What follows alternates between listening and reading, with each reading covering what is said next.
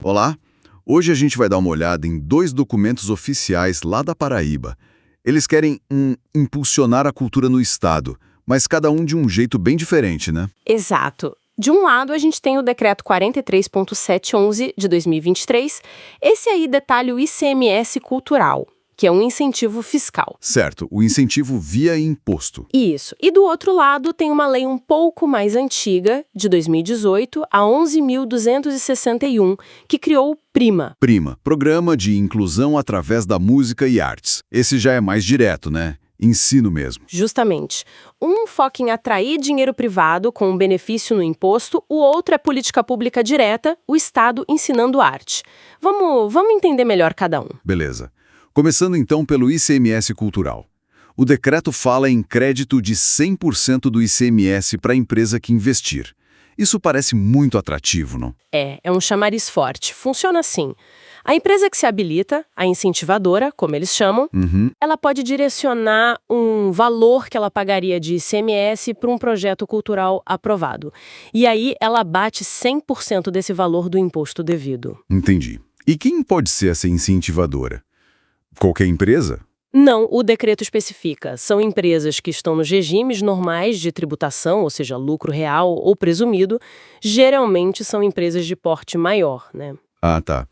E imagino que tem um limite para esse incentivo todo, né? Para não, sei lá, comprometer a arrecadação do Estado. Sim, claro. Existe um teto global anual. Esse valor total não pode passar de 0,5% do que o Estado arrecadou do ICMS no ano anterior. 0,5%. Parece pouco, mas dependendo da arrecadação... Pois é, pode ser um montante significativo. E desse total tem uma divisão. 65% vai para projetos que são selecionados por edital público. Ok, mais aberto. E os outros 35% vão para projetos que a própria Secretaria de Cultura credencia diretamente. Entendi. E para a empresa virar incentivadora, basta querer? Ou tem mais exigências? Tem sim. Precisa estar com tudo em dia, sabe? As certidões negativas de débitos federais, estaduais, trabalhistas, FGTS regular, e também tem que declarar que não emprega menor de idade de forma irregular. É um processo sério. Faz sentido. E a lista dessas empresas fica pública? Fica no site da Secretaria de Cultura, para dar transparência. E, claro, a Secretaria da Fazenda, a Cefaz, acompanha tudo isso de perto, né? Afinal, é renúncia fiscal. Claro. E do lado de quem recebe o dinheiro? Os projetos. Quem pode propor? Aí é mais amplo. O proponente, que é quem toca o projeto, pode ser pessoa física ou jurídica. Ah, legal. E inclui até MEI, o microempreendedor individual. Isso ajuda a pulverizar mais, né? Chegar em artistas menores, talvez. Com certeza. E tem limite por projeto? Quanto cada um pode captar? Tem sim. O teto por projeto é de R$ 1 milhão. 1 milhão? É um valor considerável. Sim. E o processo é bem formalizado. O projeto aprovado recebe uma Carta de Autorização de Captação, a CAC. A luz verde para buscar o dinheiro. Exato. Aí a empresa faz o aporte e recebe um recibo de incentivo, o RI. Esse recibo é validado pela secretaria e guardado por 5 anos. É o comprovante oficial. E a empresa usa o crédito quando? Demora muito? Não, isso é interessante. Pode usar já no mês seguinte ao aporte. É bem ágil. Nossa, rápido mesmo. E ainda tem um reconhecimento, um selo de responsabilidade cultural para as empresas que participam. Ah, e um detalhe importante. Esse decreto tem prazo, viu? Os efeitos dele estão previstos até 30 de abril de 2026. Bom saber desse prazo. Ok, então esse é o modelo do ICMS cultural, bem focado em parceria com a iniciativa privada, né? Isso. Agora, mudando totalmente a chave. Vamos para o PRIMA, a lei de 2018. Certo. Aqui a pegada é bem diferente, pelo que eu entendi. Totalmente diferente. O PRIMA é definido como uma política de Estado mesmo. O foco é usar o ensino de música e outras artes para fazer inclusão social. Inclusão social. E o público? Principalmente crianças e jovens a partir dos 7 anos, e tem um foco em alunos de escolas públicas ou mesmo privadas, mas que estejam localizadas em áreas de vulnerabilidade social. Ah, entendi. Tem essa condição. Sim, e um ponto crucial. Para se matricular no Prima, o aluno tem que comprovar que está matriculado e frequentando a escola regular. É uma forma de vincular as coisas, né? Faz todo sentido. Manter o jovem na escola. E o que o Prima ensina exatamente? É só música? Ouvi falar que era mais amplo. É mais amplo. A lei fala em usar arte para integração, cidadania, criar espaços de convivência. Ensina música, claro, instrumentos, teoria, prática de orquestra, coral. Coral. Lembro de ter lido algo sobre o coral ser diferente. Isso. O canto coral é uma exceção interessante. Ele é aberto para a comunidade toda, sem limite de idade, pode ter avô, pai, filho cantando junto. É bem bacana para integrar gerações. Que legal isso. E além da música? A lei menciona outras linguagens artísticas também e fala em promover cultura de paz, direitos humanos. Os princípios são claros.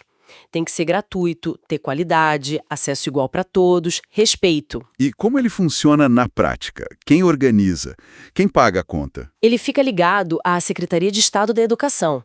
É ela que tem que planejar, buscar parcerias, comprar os instrumentos, pagar os professores, garantir o custeio todo. A educação, então, não a cultura diretamente. A gestão principal é da educação, mas ali prevê colaboração. A Secretaria de Cultura pode ajudar cedendo espaços, tipo teatros e centros culturais, e a Secretaria de Desenvolvimento Humano também pode entrar, ajudando a encontrar locais para os polos do programa, dando apoio técnico, especialmente nessas áreas de vulnerabilidade. É um desenho que tenta ser intersetorial. Entendi. Bem diferente do ICMS cultural, que depende da empresa escolher o projeto, aqui é o Estado agindo diretamente. Exatamente. Então, resumindo, a gente tem na Paraíba esses dois modelos convivendo, né? Um de renúncia fiscal, tentando trazer a empresa para financiar a cultura. Auditado pela Cefaz, imagino? Sim, com controle da Fazenda. E o outro, uma ação direta do Estado, via Secretaria de Educação, focada no ensino artístico como ferramenta de inclusão social para a juventude. Duas estratégias bem distintas. De fato, uma mobiliza capital privado, a outra usa recurso público direto na base. Isso mostra como políticas públicas para a cultura podem ter desenhos bem variados, né? Atuando em pontas diferentes do sistema. Fica a mesma reflexão. Olhando para esses dois caminhos, o do incentivo fiscal e o do programa de ensino direto, será que existem outras formas, outras combinações que a gente poderia pensar para garantir que a cultura não só sobreviva, mas realmente floresça e chegue em todo canto, em todas as comunidades? É algo para a gente continuar pensando, né? Com certeza. Como fazer essa engrenagem funcionar ainda melhor e para mais gente.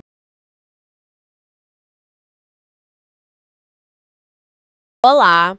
Hoje a gente vai dar uma olhada mais de perto em duas iniciativas culturais bem importantes lá na Paraíba. Vamos analisar a legislação por trás delas. Isso mesmo. Falaremos do Prima, que é o Programa de Inclusão através da Música e Artes, e também do REMA-PB, o Registro dos Mestres das Artes Canhoto da Paraíba. Exato.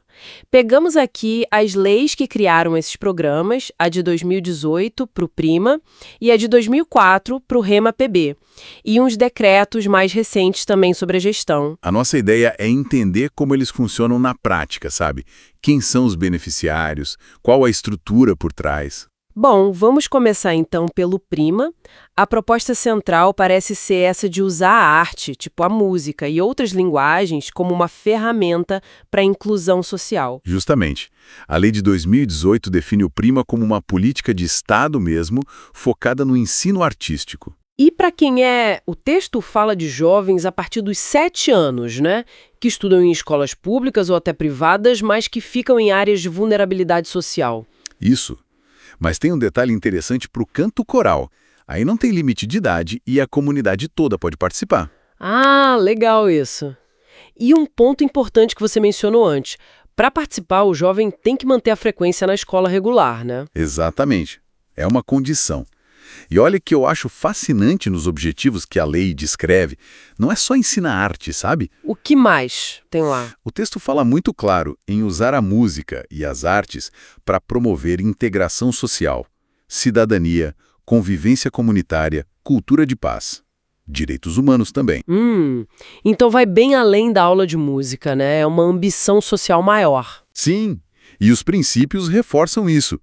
Fala de gratuidade, igualdade de acesso, qualidade do ensino, claro, mas também conecta com a assiduidade escolar e o impacto social e cultural na comunidade. A arte como direito fundamental mesmo. E entendi. E como isso se organiza na prática? Quem toca o programa? Bom, ele está ligado à Secretaria de Estado da Educação. É ela que cuida do plano pedagógico, busca as parcerias, compra o material, paga as contas, né? Certo. Mas o interessante é a colaboração que a lei prevê com outras secretarias. Ah, como assim? Tipo, a Secretaria de Cultura ajuda com apoio técnico, cede espaços como teatros, auditórios, e a Secretaria de Desenvolvimento Humano também entra com espaços, apoio técnico e até assistência social para as famílias dos alunos. Nossa, parece bem integrado, pelo menos no papel. Um esforço coordenado entre diferentes áreas do governo. Pois é, essa colaboração intersecretarial é que dá força para a parte da inclusão social, né? Não é só a aula, é todo um suporte ao redor. Faz sentido. E tem outro detalhe legal, a gestão dos instrumentos musicais. A lei fala que os alunos têm que cuidar do material. Eles levam para casa? Sim, recebem por empréstimo, com um termo assinado e tudo, mas só depois que o aluno está apto, né? E a devolução é só no final do ensino médio. Mostra um investimento de longo prazo no estudante. Interessante. E quem são os professores? Como selecionam o pessoal que trabalha no Prima? Olha, a seleção é por um edital que eles chamam de simplificado. Parece que foca mais em currículo e entrevista. E para professor de música tem uma audição prática também. Ok. Mas o que eu acho mais notável é que a lei dá prioridade para contratar ex-alunos do próprio Prima, desde que eles tenham capacidade, claro. Ah, isso é muito bom. Cria uma perspectiva de futuro para quem participa, não é? Um ciclo. Exatamente. Pode gerar um ciclo virtuoso, sabe? O programa se retroalimentando com talentos que ele mesmo formou. E valoriza a experiência de quem passou por lá. Além disso, podem contratar estagiários e aprendizes também. Legal. Bom, falamos de formar novos talentos. Agora, vamos mudar um pouco o foco. Como o Estado reconhece aquelas pessoas que já dedicaram a vida toda à cultura tradicional? Aí entra outra lei, a de 2004. Ela criou o Registro dos Mestres das Artes Canhoto da Paraíba, o REMA-PB. Esse nome, Canhoto da Paraíba, é uma homenagem, né, a um mestre importante da cultura local, dá um peso simbólico. Sim, muito. E o objetivo aqui é bem claro, registrar num livro especial, lá na Secretaria da Educação e Cultura, com o apoio do Conselho Estadual de Cultura, pessoas que têm conhecimentos ou técnicas importantes para preservar a cultura popular tradicional da Paraíba. E quem pode ser considerado um mestre das artes? Quais são os critérios? Para ser reconhecido, a pessoa tem que estar viva, ser paraibana ou morar aqui há mais de 20 anos. E tem que comprovar que atua na área cultural há mais de 20 anos também. 20 anos é bastante tempo. É sim. E, fundamentalmente, tem que ter a capacidade de transmitir esse conhecimento. Embora essa parte da transmissão possa ser dispensada se a pessoa tiver alguma questão de saúde ou idade avançada. Entendi. E para realmente conceder o título, tem mais coisa? Tem. E os critérios são cumulativos, ou seja, tem que atender a todos. Precisa ter relevância na obra, ser reconhecido publicamente, continuar na atividade, ter capacidade de ensinar, com aquela ressalva, ter experiência. Parece que tem algo mais. Sim, e aqui um ponto bem importante. A lei menciona avaliar a situação de carência econômica e social do candidato. Ah, então não é só o reconhecimento artístico, tem um componente social forte aí também. Exato. Isso liga o reconhecimento cultural diretamente a uma forma de apoio, né? Fica implícito que o título pode vir acompanhado de algum suporte, dada essa avaliação da carência. Isso levanta uma questão importante mesmo, sobre como o Estado não só reconhece, mas também apoia financeiramente esses guardiões da cultura. O título em si é um diploma de Mestre das Artes Canhoto da Paraíba, né? Isso, é o direito que a lei concede, mas essa menção à carência sugere uma preocupação com a subsistência deles. E pensando na sustentabilidade desses programas, tanto o Prima quanto o REMA-PB, a gente viu uns decretos mais recentes, né? O que eles trazem?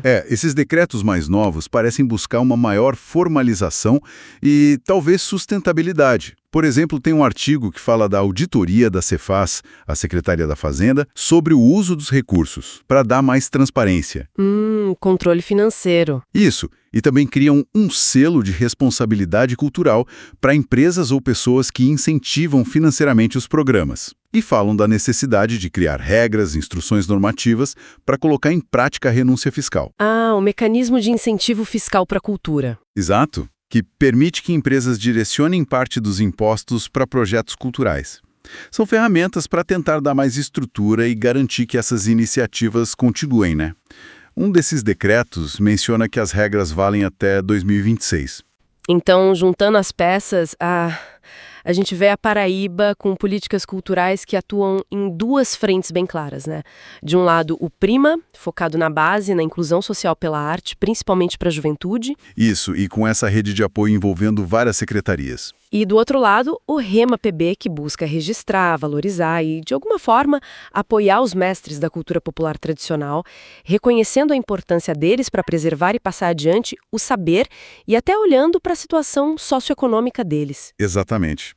É um quadro interessante de políticas públicas para a cultura. Fica bem claro o esforço estruturado do Estado nessas duas áreas. Sim, e aí, sabe, fica uma reflexão. Esses mecanismos são ótimos para a formação inicial e para a preservação dos mestres. Mas como a gente pode pensar em garantir que o apoio do Estado vá além? Que ele também incentive a inovação, a experimentação, as novas linguagens que surgem nessas comunidades. Como equilibrar a preservação do passado com o fomento ao novo. Pois é. Como garantir que esses mesmos ecossistemas culturais apoiem não só o ensino básico ou a reverência ao tradicional, mas também a criação contemporânea, a diversidade de expressões que estão nascendo agora. É um desafio interessante.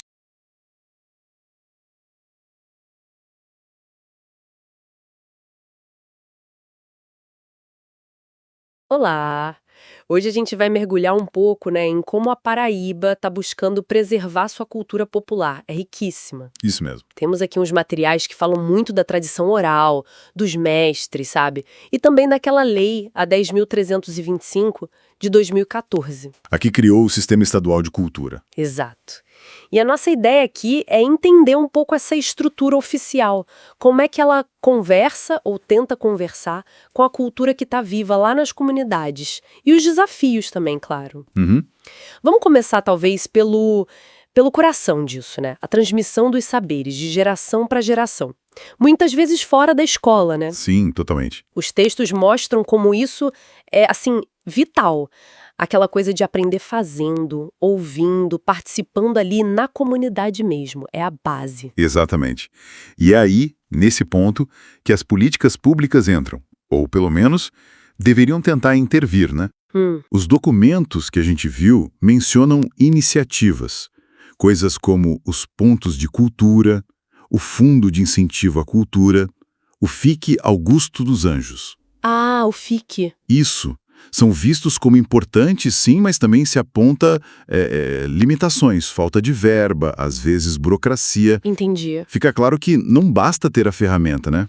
Precisa da pressão da sociedade, da participação para a coisa funcionar. E falando dessa cultura viva, as figuras dos mestres e mestras da cultura popular são muito centrais, né? Fundamentais. Rendeiras, mamolengueiros, pessoal da ciranda. Eles são os guardiões desses saberes, né?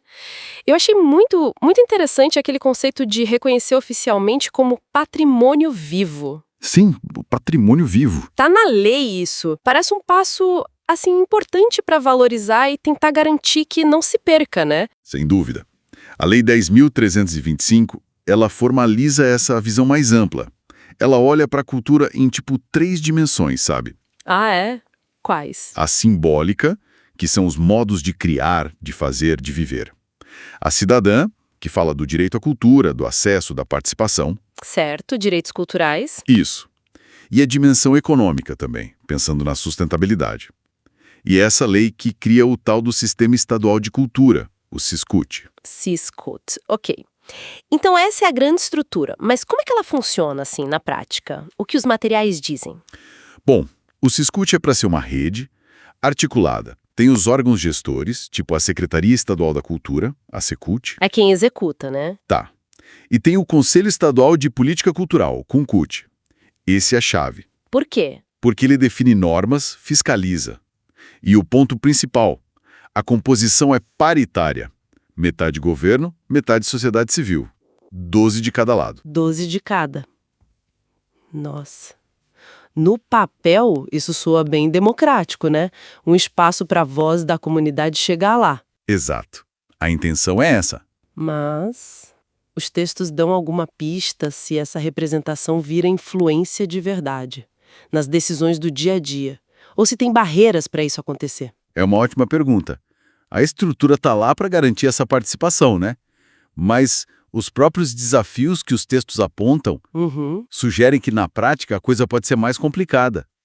A lei tem objetivos bem ambiciosos, né? Valorizar a diversidade, garantir acesso para todo mundo, proteger o patrimônio, inclusive o vivo. Sim, os mestres. Integrar políticas, descentralizar as ações e, claro, apoiar financeiramente. Aí entra o sistema de fomento e financiamento, o CEFIC. CEFIC, onde está o FIC que você mencionou antes. Exatamente, o FIC é parte do CEFIC, junto com outros mecanismos, tipo incentivos fiscais. Certo. Mas aí a gente volta para os problemas, né? Os textos falam muito em descaracterização das festas. Sim. Abandono de técnicas artesanais, o pessoal saindo do campo, e essa coisa da mercantilização excessiva. Pois é. Será que o jeito que o financiamento funciona, às vezes talvez priorizando projetos que tenham mais apelo turístico, sei lá, acaba incentivando essa mercantilização e aí a autenticidade fica meio de lado? Olha, essa é uma tensão real que aparece nos materiais, sim. A busca pela sustentabilidade econômica, que é importante, pode levar a uma adaptação tão grande para o mercado que arrisca descaracterizar a manifestação cultural original. Complicado. E some a isso, a desigualdade social que ainda existe, o preconceito contra certas práticas, são muitos obstáculos mesmo. Mas o que eu acho fascinante, e os textos ressaltam isso, é a força da resistência que vem das próprias comunidades. Ah, sim. Elas não ficam só esperando o Estado, sabe? Elas agem por conta própria, para manter as tradições vivas. Isso é muito forte. Então, fica claro que a lei criou uma arquitetura, né? Uma estrutura importante. Siscult, Cicult, Concult, Cefit, até um plano de cultura de 10 anos. Uma base institucional. E os princípios são ótimos: direito à cultura, respeito à diversidade, participação social, mas a preservação de verdade, aquela do dia a dia, parece que depende muito dessa dança, né, entre a política formal e a energia que vem das comunidades, das pessoas que consomem, apoiam e principalmente que fazem a cultura acontecer. Exato, é isso. Preservar a cultura paraibana é um trabalho contínuo e coletivo. A lei dá ferramentas, dá reconhecimento, como essa valorização dos mestres como patrimônio vivo, que é fundamental. Mas a luta contra a descaracterização, contra a desigualdade, contra a perda dos saberes, isso exige o envolvimento ativo de todo mundo. Não tem jeito. E para a gente pensar um pouco mais, né? Fica uma questão que o material meio que deixa no ar. Qual seria? Com essa estrutura toda no Siscult e sabendo desses desafios todos, como é que a gente pode garantir que a participação da sociedade civil, especialmente dos mestres, das comunidades tradicionais, vá além de só ocupar um assento lá no conselho? Boa. Como fazer para que essa participação influencie de verdade a implementação das políticas no cotidiano, sabe? Garantindo a autenticidade e a força desses saberes para continuar existindo. Essa é a pergunta de 1 milhão, né?